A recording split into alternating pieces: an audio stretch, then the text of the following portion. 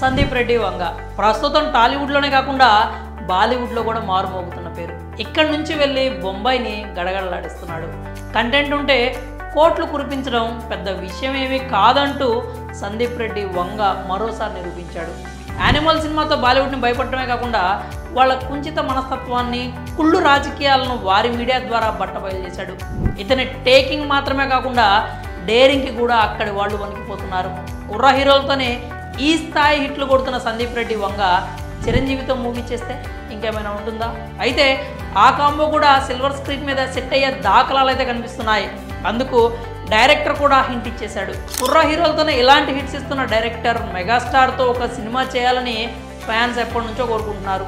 అయితే ఆ ప్రాజెక్ట్ నిజంగానే పట్టాలెక్కుతుందా అనే అనుమానం అందరికీ ఉండొచ్చు. కానీ ఇప్పుడు నేరుగా డైరెక్టర్ హింట్ ఇవ్వడంతో ఆ కాంబినేషన్పై ఫ్యాన్స్లో ఆశలు చూపిస్తున్నాయి. తప్పకుండా సందీప్ రెడ్డి వంగ చిరంజీవి కాంబోలో సినిమా రావాలి అంటూ ఫ్యాన్స్ కోరుకుంటున్నారు. అయితే అసలు డైరెక్టర్ ఇచ్చిన హింట్ ఏంటంటే ఇటీవల మెగాస్టార్ చిరంజీవికి పద్మవిభూషణ్ వచ్చిన సంగతి తెలిసిందే. ఆ సందర్భంగా సందీప్ రెడ్డి వంగ వెళ్ళి చిరంజీవిని కలిసి శుభాకాంక్షలు తెలియజేశాడు. ఆ సమయంలో చిరంజీవితో ఉన్న పిక్ నెట్టింట వైరల్ అయింది. ఓ అభిమాని ఆ ఫోటోని గన్స్ బ్యాక్గ్రౌండ్తో ఎడిట్ చేసి సోషల్ మీడియాలో షేర్ చేశాడు. దేవుడా, ఇది జరిగేలా చూడండి, సందీప్ అన్న ఈ కాంబినేషన్ని సెట్ చేయి అంటూ పోస్ట్ చేశాడు. ఆ పోస్టుకు డైరెక్టర్ సందీప్ రెడ్డి వంగ లైక్ కొట్టాడు.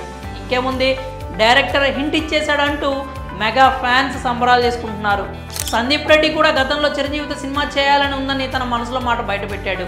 అలాగే సందీప్కి మెగాస్టార్ అంటే ఇష్టమని అందరికీ తెలిసిందే. కాబట్టి ఫ్యాన్స్ ఎలాగైతే కోరుకుంటున్నారో సందీప్ రెడ్డి వంగ కూడా మెగాస్టార్ని డైరెక్ట్ చేయాలని వెయిట్ చేస్తున్నాడు అనే విషయంపై క్లారిటీ అయితే వచ్చింది.